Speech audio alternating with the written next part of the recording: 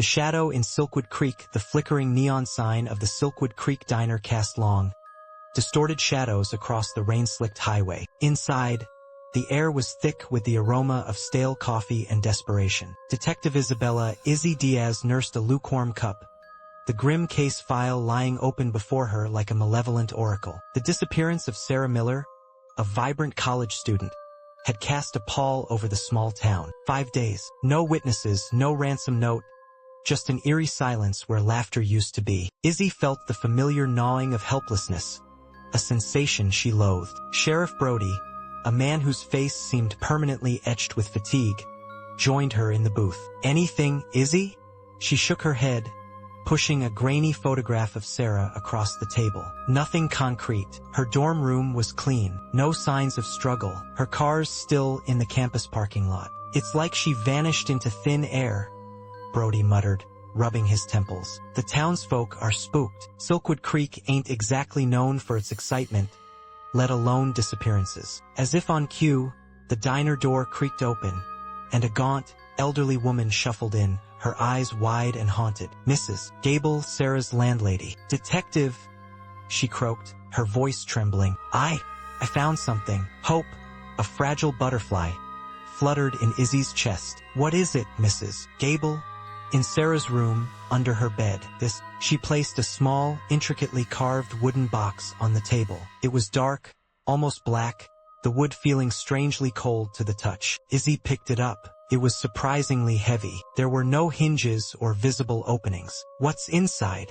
Mrs. Gable's eyes darted nervously around the diner. I don't know. Couldn't open it, but there were scratch marks around it, like something was trying to get out. A shiver traced its way down Izzy's spine. She tried to pry the box open, but it remained stubbornly sealed. Back at the precinct, a forensic technician meticulously examined the box. Hours later, he returned, his face pale. "No fingerprints, detective. And the wood?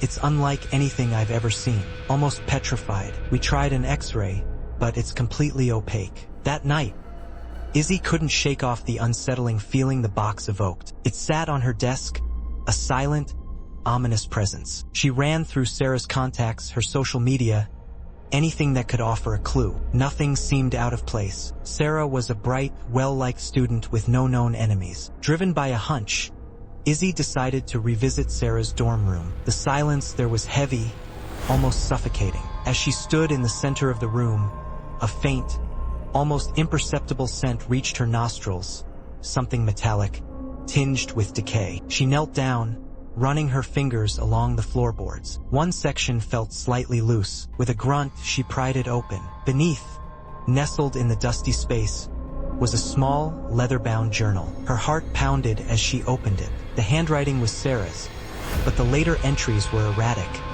filled with disturbing imagery and frantic scribbles. The whispers, they're getting louder. "Something is watching me from the shadows. The box, it calls to me in my dreams." One entry, dated the night before Sarah disappeared, sent a chill down Izzy's spine. "It's awake, can feel it, it wants out." Izzy felt a sudden wave of nausea. The box, the whispers, could there be a connection? Back at the precinct, Izzy showed the journal to Sheriff Brody. His skepticism slowly morphed into unease as he read the increasingly frantic entries. This is getting weird, Izzy." They decided to try opening the box again, this time with more force. Using heavy tools, they finally managed to pry the lid open.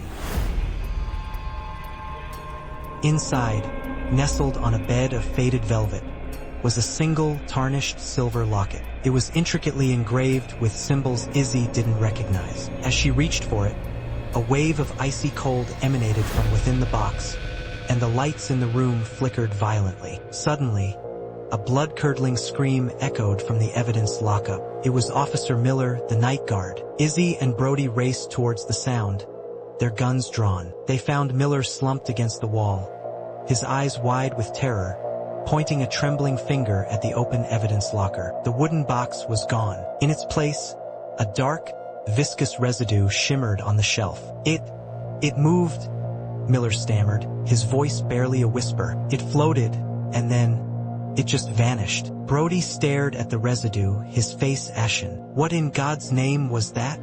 Over the next few days, the town of Silkwood Creek descended into paranoia. Strange occurrences were reported, unexplained noises in the night, fleeting shadows in the periphery, a pervasive feeling of being watched. Izzy delved deeper into local history, searching for any mention of strange artifacts or unexplained events. She discovered an old legend, whispered among the oldest families in Silkwood Creek, a tale of a malevolent entity trapped within a wooden vessel, brought to the town centuries ago by a traveling merchant. The legend spoke of the entity feeding on fear and despair, its influence growing stronger with each passing day. Could Sarah have stumbled upon this ancient evil? Could the box have been the prison holding it? Izzy tracked down the merchant's lineage, a reclusive family living on the outskirts of town. Old Man Hemlock, the current patriarch, was a frail, wizened figure with eyes that held the weight of centuries. He confirmed the legend, his voice raspy. The tenebrous box, it holds a shadow, a thing that craves darkness. Once awakened, it seeks a new vessel. And Sarah? Izzy pressed. Hemlock's gaze was filled with sorrow. She must have opened it. The locket inside, it was a key but also a lure. The horrifying realization dawned on Izzy. Sarah hadn't just disappeared.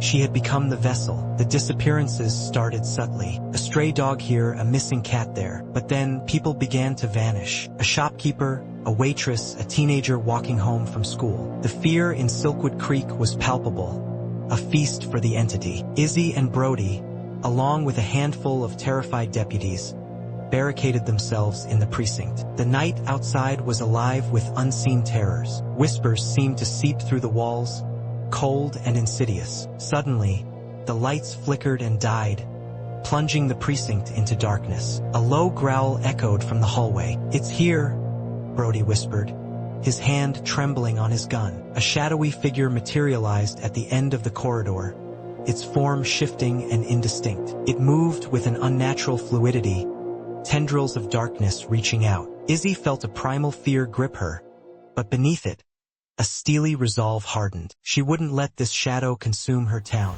Remembering Hemlock's words, she knew the entity fed on fear. They had to fight back with courage, with light. "Everyone, stay calm," she yelled, her voice surprisingly steady. "Flashlights on. We don't let it control us." The beams of their flashlights cut through the darkness, momentarily pushing back the encroaching shadows. The entity hissed, recoiling from the light. They fought their way through the darkness, the shadowy figure always just out of reach, its whispers trying to break their resolve. Izzy knew they couldn't just fight the shadow. They had to find Sarah, or what remained of her. Following a trail of the viscous residue, they found themselves in the precinct's evidence room. In the center of the room, Sarah floated suspended in the air, her eyes vacant, her body radiating a chilling cold. The shadowy entity writhed around her, its tendrils merging with her form. "Sarah!"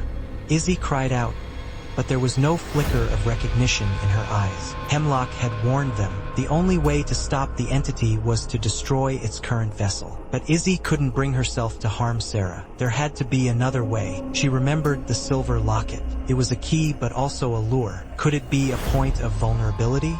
While Brody and the deputies kept the shadowy entity at bay with their flashlights, Izzy frantically searched for the locket. It was lying on the floor near where Sarah had been found. As she reached for it, the entity roared, its shadowy form lurching towards her. Brody fired his gun, the bullets passing harmlessly through the darkness. Ignoring the terror, Izzy grabbed the locket. It was ice cold in her hand. She held it aloft, focusing all her will, all her hope, into the small piece of silver. A blinding white light erupted from the locket, searing the darkness. The shadowy entity shrieked, its form flickering violently. Sarah gasped, her eyes regaining a flicker of awareness. The light intensified, and the entity began to dissipate, its shadowy tendrils receding. With a final, agonizing wail, it vanished completely.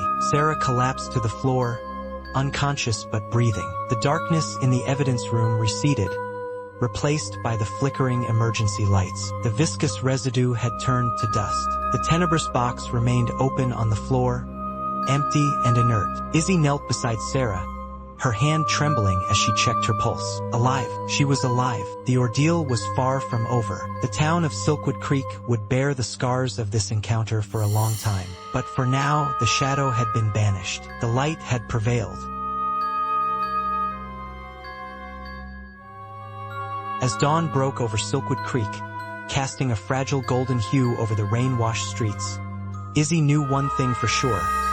Some shadows are best left undisturbed, and some boxes should never be opened. The world held horrors far beyond human comprehension, lurking just beyond the veil of the ordinary, waiting for a crack in the darkness to emerge. And sometimes the most terrifying crimes are not committed by flesh and blood, but by something ancient, something evil, something that feeds on the very essence of fear itself.